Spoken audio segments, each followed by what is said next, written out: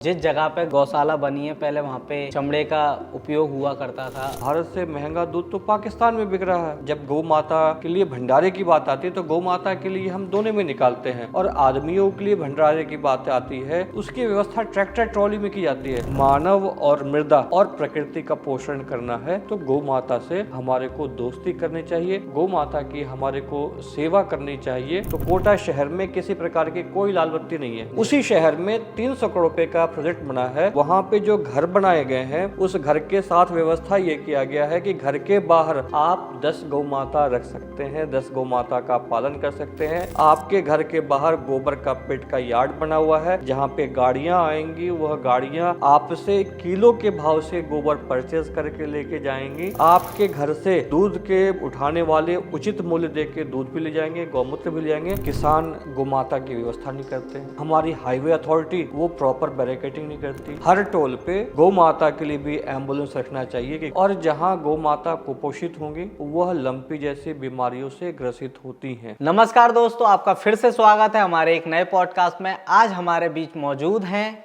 गुरुजी प्रणाम आपका। और मैं आपसे ये जानना चाहूँगा कि आदर्श गौशाला जो है आज वो इतने भव्य रूप में स्थापित है, उसके पीछे का कारण क्या है?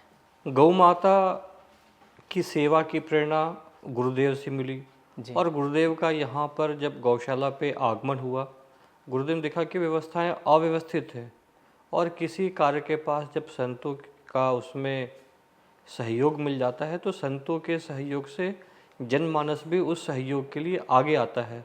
तो संत, शासन और सामान्यगण तीनों के जुड़ाव का परिणाम यह है कि आदर्श गौशाला इसका पूर्व में नाम रहा और वास्तव में यह आदर्श की ओर वह गमन कर रहा है। जैसा कि मुझे जानकारी में है कि गाय का जो है आजकल जो मिसयूज़ हो रहा है वो चमड़े के लिए हो रहा है, और जिस जगह पे गाय मतलब गौशाला बनी है पहले वहाँ पे चमड़े का उपयोग हुआ करता था और आज वहाँ पे गौशाला बनी है, उसके पीछे का कारण? जहाँ पे गौशाला बनी हुई है वहाँ पे टेंडरी फार्म रहा है जी, अर्थात चमड़ा का उद्योग रहा है, पाताल लोग जैसा रहा है। और शासन ने व्यवस्थाएं ली, उतनी व्यवस्थाएं अच्छी नहीं चल पा रही थी, मगर संतों के पास व्यवस्था आने से, सबके साथ जुड़ाव होने से आज वह वही गौशाला जो कभी वह चमड़ेशाला के रूप में आती थी, आज वह वैकुंठ लोक के रूप में जो है स्थापित हो पाया है। मध्य प्रदेश की ये सबसे बड़ी गौशाला है, तो उसके पीछे कारण क्या है कि क्या ऐसी हमारी व्यवस्थाएं जो और लोग व्यवस्थाएं नहीं कर पा रहे हैं, उसके पीछे का कारण? सेवा का कार्य समर्पण का होता है और उस समर्पण के कार्य के साथ अगर सभी का उचित समन्वय हो तो कार्य कहीं ना कहीं सहज हो जाता है, सरल होता है। तो यहाँ पे सभी का समन्वय हुआ और जो ग्वालियर क्षेत्र है वह कहीं ना कहीं मथुरा से लगा हुआ है और गोहत जगह है, अर्थात गौ का हृदय। गौ माता विचरण करने वहाँ तक आया करते थे और जिस ग्वालियर क्षेत्र में हम रह रहे हैं यहाँ पे लगभग 95% गाय देसी गौवंश है। तो जहाँ पे देसी गौ माता की सेवा हो रही है और गौ माता जब संतुष्ट होती हैं तो गुरुदेव का एक बताया हुआ मंत्र है, जहाँ गौ माता प्रसन्न होती हैं वहाँ समस्त संपदाएं प्रसन्न होती हैं, जहाँ गौ माता दुख पाती हैं वहाँ समस्त संपदाएं दुखी होती हैं। तो गौ माता की सेवा की शुरुआत हुई, गौ माता की सेवा से प्रसन्नता का स्तर बढ़ा, उस प्रसन्नता के स्तर ने और भी गौ माता की सेवाओं के लिए प्रेरित किया और उसी प्रेरणा से आज वर्तमान में लगभग 10,000 गोवंश की सेवा हो पा रही है। गौ माता जो है वो सिर्फ शहर का विषय है या वो गांव का विषय है? गौ माता जो प्रथम विषय है वह ग्राम का विषय है और वह किसानों का विषय है, क्योंकि ये जो शहर की परिपाटी है, गांव उजड़ रहे हैं, शहर बिगड़ रहा है। अर्थात जो गौ माता किसान के घर पे होनी चाहिए, आज किसान के पास में भी घी की उपलब्धता नहीं है, वह बाज़ार से घी खरीद के खा रहा है। तो अगर किसान बाजार से घी खरीद के खा रहा है, अर्थात घी का उत्पादन फैक्ट्रियों में हो रहा है, घी का उत्पादन गाय से नहीं हो रहा है।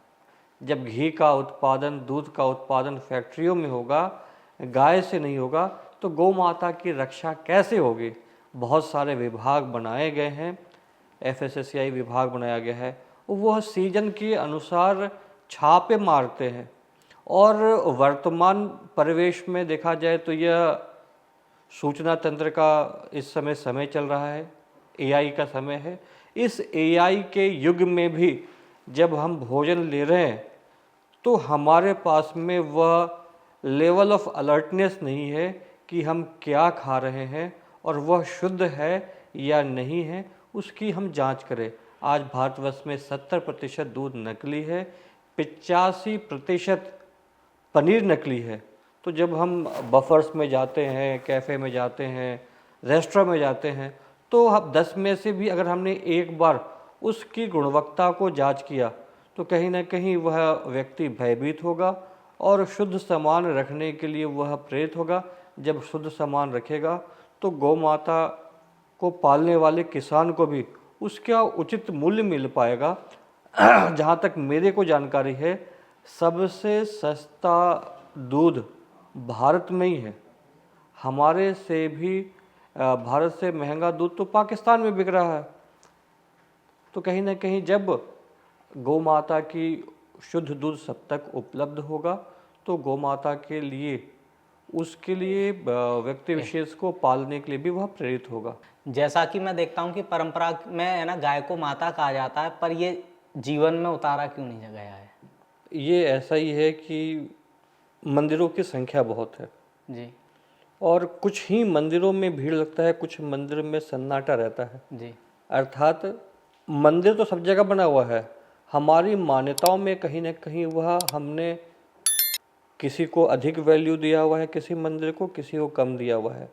अगर वही गौ माता जो सड़कों पे घूम रही है, अगर आप उसकी मूर्ति बना के कहीं रख दो तो मूर्ति को देखकर प्रणाम करने वालों की संख्या अधिक होगी।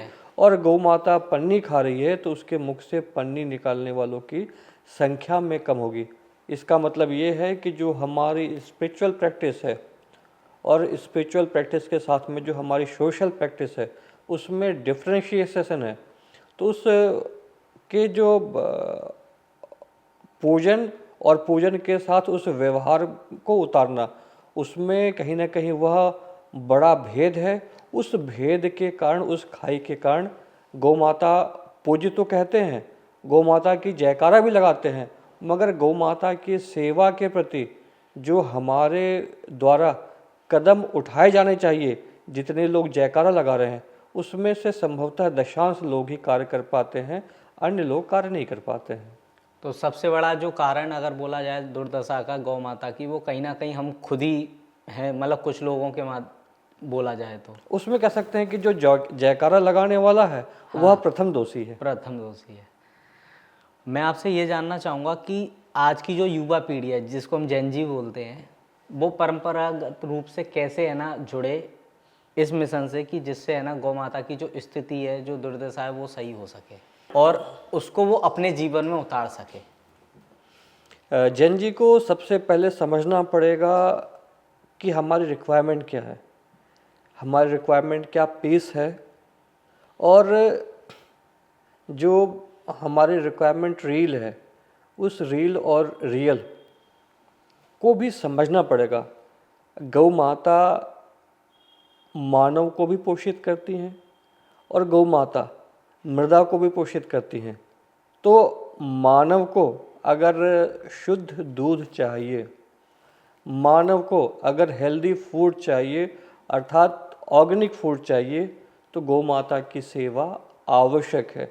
तो दो चीज़ों को समझना पड़ेगा कि मानव को सिक्योर करना है और हमारे अर्थ को सिक्योर करना है, तो गौ माता रिक्वायर्ड है। अब फिर गौ माता की सेवा कैसे होगी, क्योंकि ओरिजिनल है तो डुप्लीकेट भी है जी। अगर रेशियो में चेंजेस आता है कि वो रेशियो 20% ओरिजिनल है, 80% डुप्लीकेट है, ठीक उसी प्रकार से जो गौ माता है जिसके ऊपर शिवलिंग सा बना हुआ है, कुंभ बना हुआ है, वही गौ माता है।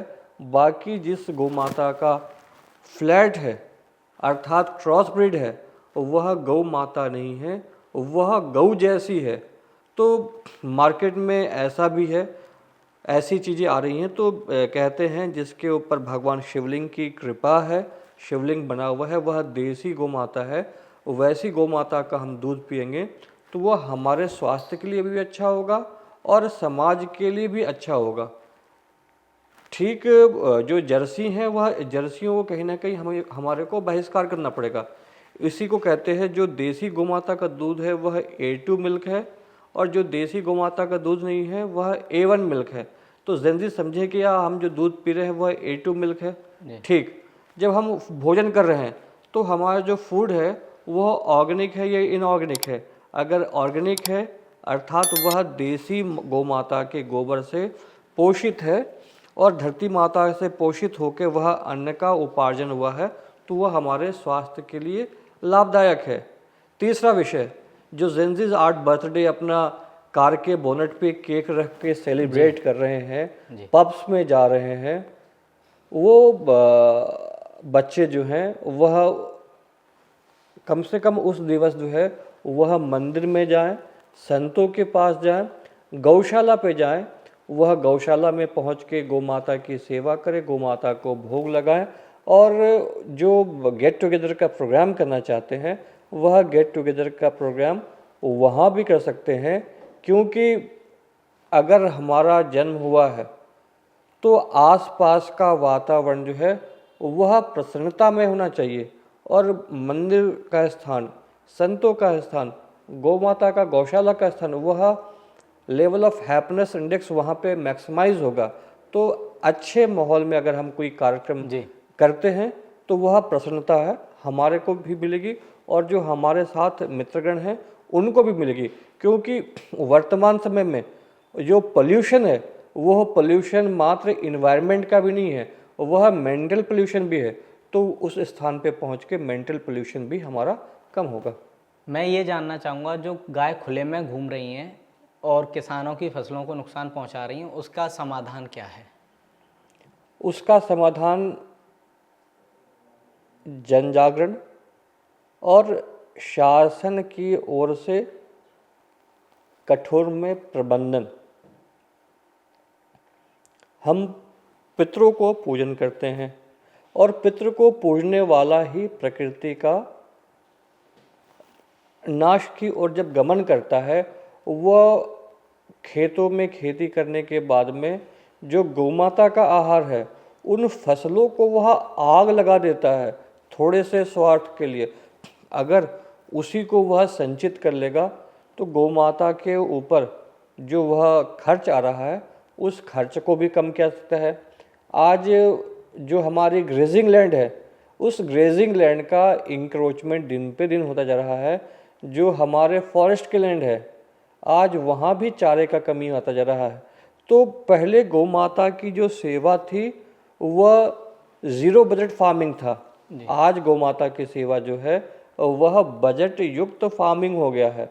और आज हमारा जो फैमिली का कल्चर है वह मोनो कल्चर, न्यूक्लियर कल्चर की ओर आगे बढ़ा है। पहले जो हमारी फैमिली थी वह ज्वाइंट फैमिली होती थी, तो गौ माता की सेवा, खेती का कार्य, संस्कारों का कार्य सहज में संपादित हुआ करता था। आज उस कल्चर में परिवर्तन आया है, मगर उस परिवर्तन वाले कल्चर में भी हम उसकी व्यवस्था ऐसे कर सकते हैं कि पहले स्कूल्स की संख्या कम थी, आज स्कूल की संख्या अधिक हुई है। इसका मतलब है कि हमने उसको प्रायोरिटी दिया है, शिक्षा की प्रायोरिटी है। ठीक उसी प्रकार से जब हम बैलेंस डाइट की, कंप्लीट डाइट को भी प्रायोरिटी देंगे तो गौ माता की हम सेवा स्वयं करेंगे। हम स्वयं करने में असक्षम होंगे तो कोऑपरेटिव डेयरीज को हम बढ़ावा करेंगे, उस कोऑपरेटिव डेयरीज के माध्यम पे अपनी गाय रख के सेवा करेंगे और भी कम्युनिटी में हम उस प्रकल्प की ओर आगे बढ़ेंगे। और जो शहरी लोग हैं जो सेवा नहीं कर पा रहे हैं, उनके पास में गाय रखने की जगह नहीं है, तो जो गौशाला बनी हुई है उस गौशाला में एक गाय को अडॉप्ट करके उस गौमाता का खर्च और सेवा का वहन कर सकते हैं।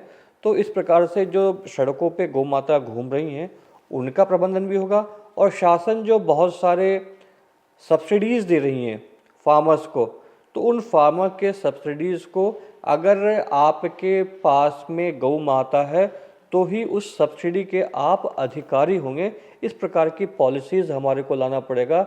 और जो ऑर्गेनिक की पॉलिसी है फार्मर के लिए, उसके लिए एक अलग से मार्केट हमारे को प्रोवाइड करना पड़ेगा। अभी भी बहुत लोग इंट्रोड्यूस नहीं होंगे कि ग्वालियर में हमारे को ऑर्गेनिक प्रोडक्ट चाहिए, तो यह ऑर्गेनिक प्रोडक्ट का जो है यह आउटलेट है, यह जोन है, ये मॉल है, यहाँ से हमारे को मिल पाएगा। तो कहीं ना कहीं वो लैक ऑफ अवेयरनेस है।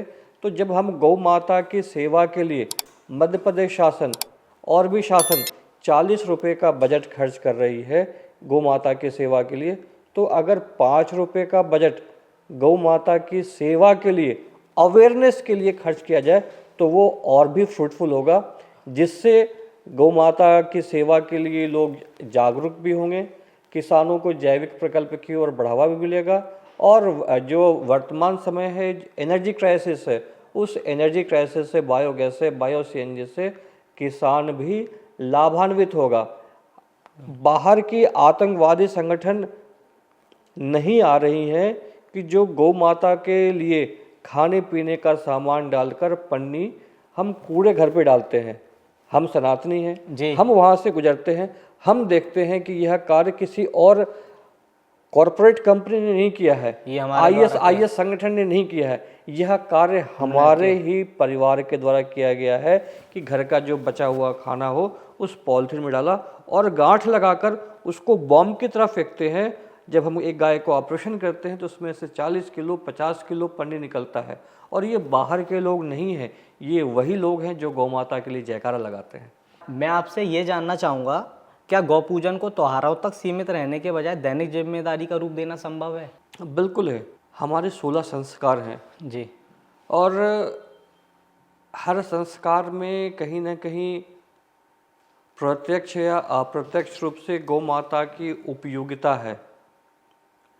और जो हमारे घर में ब्राह्मण देवता आते हैं, गौ माता का पूजन कराने आते हैं, जो भी हमारे रिचुअल्स होते हैं, जैसे आज ही मैं एक भागवत के कार्यक्रम में गया था जी, हमने पूछा कि आप भागवत का कार्यक्रम करवा रहे हैं, 10,000 गौ माता हमारे पास में है, मगर हमारे पास में घी की उपलब्धता नहीं है कि हम उस घी से लोगों के लिए भंडारे करवा सके।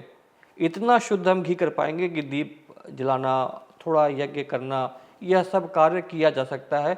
इतना नहीं है कि सबको हम घी के भंडारे कर पाएँ। क्या आप घी के भंडारे तो नहीं कर रहे हैं? तो उन्होंने कहा कि कभी हमने इस प्रकार से विचार नहीं किया। तो मैंने कहा कि आप घी के भंडारे ना करें। फिर हम जब गौ माता के लिए भंडारे की बात आती है तो गौ माता के लिए हम दोनों में निकालते हैं, और आदमियों के लिए भंडारे की बात आती है तो हम उसके लिए ग्वालियर क्षेत्र में भंडारे बड़े बड़े होते हैं तो उसकी व्यवस्था ट्रैक्टर ट्रॉली में की जाती है। मैंने कहा कि जब आदमियों के लिए आप ट्रैक्टर ट्रॉली में व्यवस्था करते हैं तो गौ माता के लिए भी ट्रैक्टर ट्रॉली में करें, और जितने लोगों का हम भंडारा कर रहे हैं उसका दशांश हम गौ माता के भंडारे के लिए भी करें और शिक्षा दान के लिए भी करें, क्योंकि मूल में संस्कारों के अभाव में गौ माता मारी मारी फिर रही हैं। आज कॉन्वेंट स्कूल आ गए हैं, हमारे पास में अलग अलग विश्वविद्यालयों के साथ MOU है, स्कूल्स के बच्चे आते हैं, मगर आज तक एक भी कॉन्वेंट स्कूल का प्रतिनिधि गौशाला तक नहीं आए या गौशाला पे बच्चों को लेकर नहीं आए। क्या शुद्ध दूध की उपलब्धता की आवश्यकता उनको नहीं है? क्या ग्रीन एनर्जी का सेगमेंट, बायो CNG का सेगमेंट बच्चों को समझाने की आवश्यकता नहीं है? क्या जो गायों के पास पॉजिटिविटी है वो पॉजिटिविटी आप बाजार से खरीद के बच्चों को दे सकते हैं? तो कहीं ना कहीं वह धर्म के विषय से भी ऊपर उठ के आना चाहिए कि मानव और मृदा और प्रकृति का पोषण करना है तो गौ माता से हमारे को दोस्ती करनी चाहिए, गौ माता की हमारे को सेवा करनी चाहिए।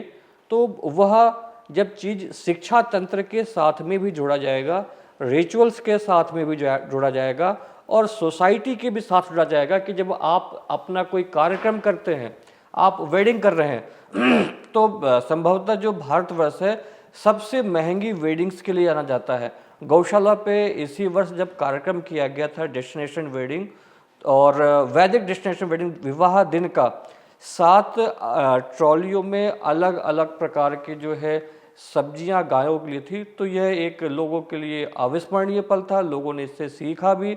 और ग्वालियर क्षेत्र में कम से कम इस सीजन में ही 6-7 लोगों ने विवाह दिन का किया, भले ही उन्होंने गार्डन से किया मगर विवाह दिन का किया। और जो गौ माता के लिए भी उन्होंने लंगर की व्यवस्था अलग से की और मैरिज गार्डन में भी गौ माता को बुला के गौ पूजन करवाया और सबसे गौ पूजन करवाया।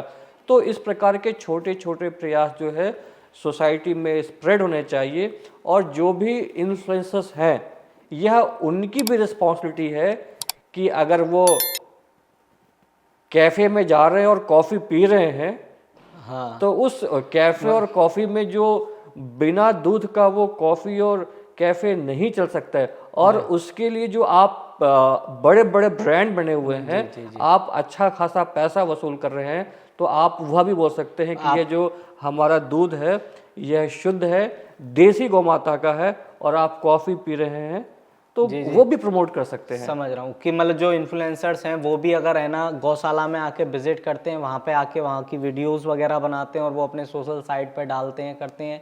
और जैसे मैरिज एनिवर्सरी का आपने बोला, जन्मदिन का आपने बोला, इस तरीके से व्यक्ति जितना ज़्यादा आजकल सोशल मीडिया पे एक्टिव हो गया है, तो सोशल मीडिया पे अगर वो चीज़ों को देखेगा तो कहीं ना कहीं उससे अगर कुछ लोग अगर वहाँ आते हैं तो प्रभावित होते हैं, तो ये हमारे लिए और हमारे समाज के लिए अच्छा होगा। अभी वर्तमान का समय डिजिटल वर्ल्ड है जी, तो डिजिटल फोरम पे बकवास की संख्या अधिक है जी। तो उसमें और कोई दोषी नहीं है, हम दोषी हैं कि जो अच्छे कंटेंट्स की संख्या बढ़नी चाहिए वह भी कार्य हमारा ही कार्य है। अगर स्मॉग दिल्ली में दिखाई दे रहा है, हाँ, उस स्मॉग का जो कारण है जो गौ माता की आहार है, एग्रीकल्चर रेसिड्यू है, उनको बर्न करने पे 30 से 35% और भी जो अलग अलग जगह जो है पोल्यूशन इंक्रीज होता है। दोष किसको देते हैं? पंजाब को देते हैं, दोष किसको देते हैं? हरियाणा को देते हैं। मगर मध्य प्रदेश, हमारा मध्य प्रदेश आज भारत में नंबर 1 पे है कृषि अवशिष्ट को जलाने के लिए। और वह कृषि अवशिष्ट क्या है? वह गौ माता का आहार है। हम गौ माता का भी आहार उससे कर सकते हैं। और जो बड़े बड़े आज पार्टीज़ होती हैं, जो प्लेट सर्व किए जाते हैं, अगर उन प्लेट्स के लिए भी अगर हमारे को सस्टेनेबल इको प्लेट्स चाहिए तो वो एग्रीकल्चर रेसिड्यू वह प्लेट्स भी दे सकती हैं। आज एनर्जी की क्राइसिस है तो जो हमारे पास में बायोगैस है, बायो सीएनजी है, उसमें भी हम उनको कंज्यूम करा के हम अपने गाड़ियों के लिए वाहन तक उससे ले सकते हैं। क्या मैं आपसे ये जानना चाहूँगा कि क्या किसी गौशाला को आत्मनिर्भर बनाया जा सकता है? यह ऐसा ही विषय है कि महिला के लिए आत्मनिर्भर शब्द कहा जाता है। जी, माँ, जी, माँ हमारी संस्कारों की सबसे बड़ी उद्यमशाला है जी।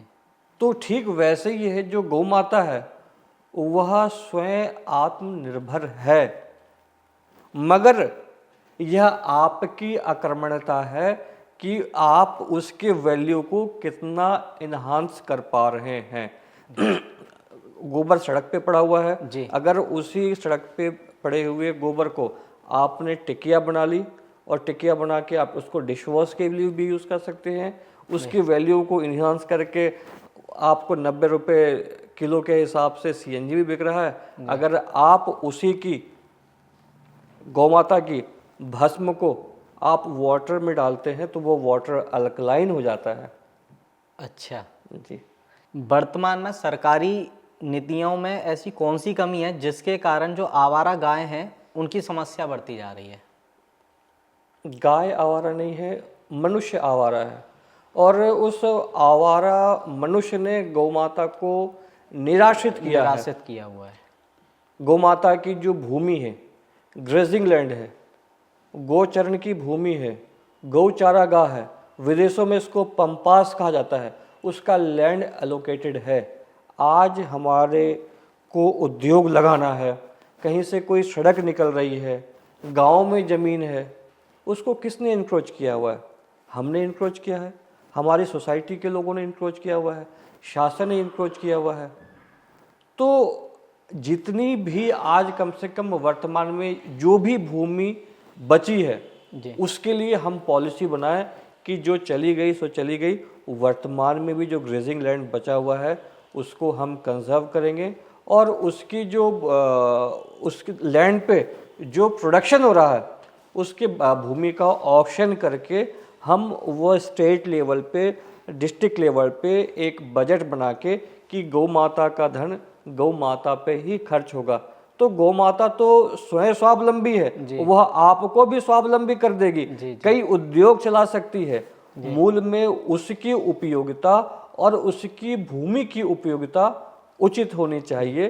तो गौ माता का संरक्षण भी होगा, इसके लिए उचित पॉलिसी बनाना चाहिए। और कहीं ना कहीं जो जनप्रतिनिधि हैं उनको भी आगे आना पड़ेगा उस पॉलिटिकल विचारों से कि यह जमीन हमारे भाई की है, बंधु की है, पार्टी की कार्यकर्ता है। इस विचार से कहीं ना कहीं आगे आके उस भूमि के संरक्षण के लिए उनको भी योगदान देना पड़ेगा। जैसे मैं देखता हूँ मंदिरों के लिए जमीन दे दी जाती है, क्या गाय जो बाहर घूम रही हैं इस तरीके की कोई पॉलिसी आना संभव है कि मंदिरों में गायों को रखा जा सके, जो बड़े बड़े कैंपस हैं स्कूलों के उनमें गाय को रखा जा सके, जो बड़ी बड़ी जगहें हैं, फैक्ट्रियां हैं, वहाँ पे एक सीमित संख्या में किया जाए कि इतनी गायों का भरण पोषण हमको करना है, अपने ही कैंपस में करना है, तो क्या ये संख्या में कमी लेकर आ सकता है? डेफिनेशन ऑफ स्मार्टनेस, उसको हमारे को परिभाषित करना पड़ेगा कि स्मार्टनेस का परिभाषा क्या है। अगर आपका स्मार्ट सिटी हो गया तो वो स्मार्ट सिटी क्या विदाउट फूड चलेगा, विदाउट एनर्जी चलेगा, विदाउट पॉजिटिविटी चलेगा? यह हमारे को चिंतन करना चाहिए। हमारी सोसाइटी स्मार्ट है, क्या उस सोसाइटी में अगर हम मंदिर बना रहे हैं, अगर उसी सोसाइटी में क्या हम काऊ का हॉस्टल बना दें कि आपको उसी सोसाइटी का आपका डिग्रेडेबल बायोडिग्रेडेबल वेस्ट और काऊ डंग वेस्ट से आपको वहाँ पे एनर्जी बन जाए, आपके प्लांट्स में आपका जो किचन गार्डन है उस किचन गार्डन के लिए आपको वहाँ से खाद मिल जाए, आपको प्योर मिल्क मिल जाए। इस प्रकार की जो डिज़ाइनिंग है सोसाइटीज़ की, वो सोसाइटी की डिज़ाइनिंग हमारे को इस प्रकार से करनी पड़ेगी। शहर की भी डिज़ाइनिंग हमारे को इस प्रकार से करनी पड़ेगी। जब हमने कोटा शहर जाके देखा तो कोटा शहर में किसी प्रकार की कोई लाल बत्ती नहीं है जी। आप पूरे शहर में कहीं भी आप जो है ना पूरा ट्रैफिक लाइट फ्री है शहर। अच्छा। तो ऐसा डिज़ाइनिंग किया गया है। उसी शहर में 300 करोड़ रुपए का प्रोजेक्ट बना है, लगभग संभवतः 500 घर हों, संख्या मेरे को याद नहीं है। और वहाँ पे जो घर बनाए गए हैं उस घर के साथ व्यवस्था ये किया गया है कि घर के बाहर आप 10 गौ माता रख सकते हैं, 10 गौ माता का पालन कर सकते हैं। आपके घर के बाहर गोबर का पिट का यार्ड बना हुआ है जहाँ पे गाड़ियाँ आएंगी, वह गाड़ियाँ आपसे किलो के भाव से गोबर परचेज करके लेके जाएंगी और वह सीबीजी प्लांट में डालेंगी। आपके घर से दूध के उठाने वाले उचित मूल्य दे के दूध भी ले जाएंगे, गौमूत्र भी ले जाएंगे। तो ये इस प्रकार की जो सिटीज़ हैं, आउटस्कर्ट एरिया है सिटी के पास में, वह उनका भी कार्य है कि जो उस शहर से वह धन का उपार्जन कर रहे हैं, वह धन का उपार्जन इस प्रकार के एक गौ युक्त सोसाइटी जो है, जो किसान हैं जो शहर में गौ माता रख रहे हैं उनके लिए भी कर सकते हैं। और जो शहर में जिनके पास में स्पेस है कि इतना स्पेस है, इतना स्पेस वाला व्यक्ति गौ माता को सहजता से प्रेम पूर्वक रख सकता है, तो उनके लिए भी कहीं ना कहीं वह व्यवस्था की जानी चाहिए कि इनको परमिट दिया जाए कि इनके पास में इतना स्पेस है तो यह गौ माता रख सकते हैं। गाय पशु नहीं है, गौ माँ है और गाय भारत की संस्कृति है। तो आप बिना संस्कृति के कैसा डेवलपमेंट चाहते हैं? फिर आप उसको एसडीजी का गोल लगा के आप सस्टेनेबल गोल की प्रमाणिकता कैसे दे सकते हैं? इसमें कहीं ना कहीं सरकार की नीतियों की कमी है, क्या लोगों की कमी है? नियत होगा तो नीति भी बनेगी और नीति बनेगी तो उस नीति से प्रीति भी होगी। तो वह कहीं ना कहीं हमारे को नियत शुद्ध करने की आवश्यकता है। हमारे माननीय प्रधानमंत्री जी हैं वो सीएनजी को प्रमोट कर रहे हैं और हमारी जो गौशाला है, आदर्श गौशाला है, उसमें सीएनजी का प्लांट लगा हुआ है, वो कितना सफल है? वर्तमान समय में हरित ऊर्जा, जैविक ऊर्जा, अक्षय ऊर्जा की नितांत आवश्यकता है, क्योंकि आगे समय आने वाला परिस्थितियां विपरीत होंगी और रिन्यूएबल एनर्जी की ओर हमारे को आगे बढ़ना पड़ेगा। गौशाला पे छोटा बायोगैस प्लांट भी लगा हुआ है जिससे 10 kVA का बिजली का प्रोडक्शन भी है। बड़ा CNG प्लांट भी लगा हुआ है जिसमें वर्तमान में अभी लगभग 1000 kg पर डे अपने को बायो CNG मिल रहा है जी। और सोलर का लगभग 400 किलोवाट का रूफटॉप भी लगा रहे हैं गौशाला पे, जिससे हमारा जो गौशाला है वह स्व ऊर्जा पोषित गौशाला और स्वावलंबी गौशाला की ओर अग्रसर होता हुआ जा रहा है।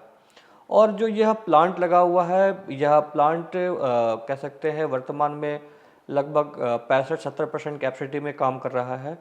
तो अगर इस प्लांट के लिए प्लांट की बात की जाए, लोग अपने व्यवहार में बायोडिग्रेडेबल वेस्ट को सेग्रीगेट करें और उस सेग्रीगेटेड वेस्ट को जो ऐसे CBG प्लांट है वहाँ तक पहुँचाने में सहयोग करें, या सेग्रीगेट करके जो है ना वो कूड़े घर पे भी डालते हैं। तो उस सेग्रीगेटेड वेस्ट जो है जब बायो CNG प्लांट तक पहुँचेगा तो हमारा शहर भी साफ़ होगा, नालियाँ चौक नहीं होंगी, जो अलग अलग प्रकार के सोसाइटी में बीमारियाँ, इन्फेक्शंस इन स्क्रैप के वजह से जो फैलता है वो भी रुकेगा। हमारे सोसाइटी में एक सिविक सेंस भी जनरेट होगा। जैसे इंदौर में 500 टन की क्षमता का CBG प्लांट लगा हुआ है जी। अच्छा रन कर रहा है और इंदौर भारत में नंबर 1 है अपनी स्वच्छता के लिए। तो वहाँ पे उस प्रकार का सिविक सेंस कहीं ना कहीं मतलब इंदौर का नंबर 1 होने का कारण एक इस चीज को भी हम बोल सकते हैं। बिल्कुल बिल्कुल बिल्कुल कि वो उसको अच्छे तरीके से रिसाइकल कर पा रहा है। जी जी जी। मैं आपसे ये जानना चाहूँगा कि जो सरकार के द्वारा प्रति गाय जो खाने के लिए व्यवस्था की जा रही है, 40 रुपये एक तरीके से जो दिया जा रहा है, क्या वो काफ़ी है? वह काफ़ी नहीं है और इसके लिए काऊ सेस की व्यवस्था होनी चाहिए। काऊ सेस क्या है कि हम सनातनी हैं, हमने ही गौमाता को बाहर किया हुआ है। तो अगर जो हमारे कमोडिटी प्रोडक्ट्स हैं, जैसे लोग लीकर यूज़ कर रहे हैं, सिगरेट यूज़ कर रहे हैं, पेट्रोल यूज़ कर रहे हैं, तो सीमेंट यूज़ कर रहे हैं, तो कुछ कमोडिटी प्रोडक्ट्स को चिन्हित करके रजिस्ट्री पे एक छोटा सा स्वैच्छिक टैक्स भी लगा के इससे अपने रेवेन्यू को जनरेट कर सकते हैं। उस रेवेन्यू को गौ माता की सेवा के लिए भी खर्च किया जाना चाहिए और सेवा के साथ में जब गौ माता के लिए फीडिंग की व्यवस्था हो तो इंफ्रास्ट्रक्चर डेवलपमेंट के लिए साथ में अलग व्यवस्था हो और इंफ्रास्ट्रक्चर डेवलपमेंट के साथ में उस बात को उस जन जन तक पहुंचाने के लिए अवेयरनेस के लिए भी बजट अलोकेट अवश्य होना चाहिए। जैसे कि हाईवे पे हम देखते हैं कई सारी गाय जो हैं वो घूमती हैं और एक्सीडेंट में, दुर्घटनाओं में मर जाती हैं, तो उसके पीछे का सबसे बड़ा कारण क्या है?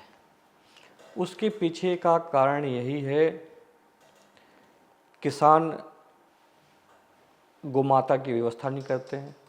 हमारी हाईवे अथॉरिटी जो बैरिकेटिंग के लिए होना चाहिए वो प्रॉपर बैरिकेटिंग नहीं करती। तीसरा, जो हमारी हाईवे अथॉरिटी है जब वो हम मानवों के लिए एम्बुलेंस रख सकती है तो उसको हर टोल पे गौ माता के लिए भी एम्बुलेंस रखना चाहिए कि गौ माता अगर एम्बुलेंस कोई पीड़ित दिखाई देती है, गौ माता सड़कों पे आ जाती हैं, तो उसको तत्काल रेस्क्यू करके गौशाला पहुंचाएंगे। उससे गौ माता की सुरक्षा भी होगी और रोड पे जो मानव तेज वाहन लेके चल रहे हैं, कई बार दिखाई भी नहीं देता है, तो मानव की सुरक्षा भी होगी। जैसे कि हमारी जो आदर्श गौशाला है उसमें 10,000 से ज़्यादा गाय हैं और वो अच्छे तरीके से रह रही हैं, लेकिन कई गौशालाएं सिर्फ नाम के लिए चल रही हैं। उसको सही करने में क्या मदद हम कर सकते हैं या सरकार किस तरीके से कदम उठा सकती है? गौ माता भाव का विषय है, धर्म का विषय है, संस्कृति का विषय है, लेकिन लोगों ने इसको कहीं ना कहीं व्यवसाय से जोड़ दिया है। व्यवसाय से धर्म से ही अर्थ होता है, अर्थ से काम और मोक्ष शब्द की प्राप्ति होती है। तो धर्म सबका आधार है, मगर वह धर्म का स्वरूप बना चाहे। अर्थ से दिक्कत नहीं है, बस अनर्थ वाला कार्य ना हो। तो इसके लिए जो कार्य किया जाना चाहिए कि जो गौ माता की सेवा है उसमें सबका सहयोग हो और इक्वल कंट्रीब्यूशन होगा, तो ऐसे समस्याओं से कहीं ना कहीं निजात मिलेगा। निजात मिल सकती है।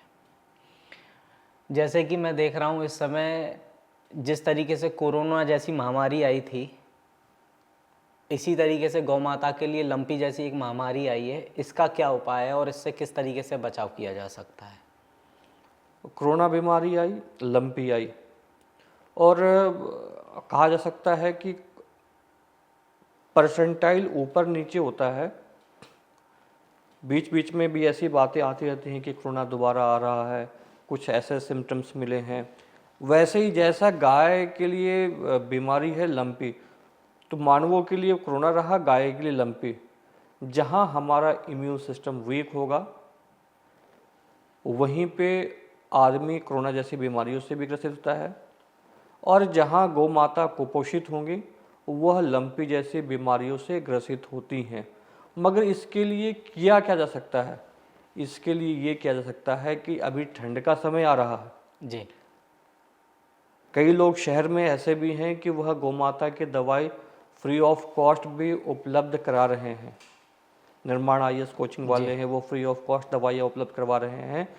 तो जहाँ पे सामूहिक कार्यक्रम हो रहे हैं, वो कार्यक्रम वालों, या मैं भी कहता हूँ कि गुड़ के औषधीय दवाई युक्त लड्डू बनाकर जहाँ पे शाम को या सुबह मंदिरों में प्रसाद बंटता है, घंटियाँ बजती हैं, उन स्थानों से वह औषधि युक्त दवाई हम लोगों को बोले जहाँ गौ माता दिखाई दे रही हैं वह उनको खिलाए, और शासन को भी उसके लिए आगे आकर जो एम्बुलेंस की संख्या कम है, एम्बुलेंस समय पे नहीं पहुंच पा रहा है, ऐसी समस्याएं आ रही हैं, या वाहन अनफिट हैं, उनको कहीं ना कहीं फिट करना चाहिए, उसको सर्विसिंग करनी चाहिए, जो त्वरित जो है गौ माता को रेस्क्यू किया जा सके, और जो आइसोलेशन सेंटर बनाए गए हैं उन तक वहाँ तक पहुँचाया जा सके।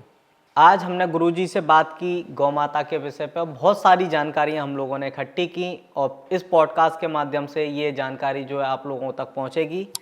धन्यवाद गुरुजी, आपने हमें अपना कीमती समय दिया, उसके लिए दिल से धन्यवाद। जी।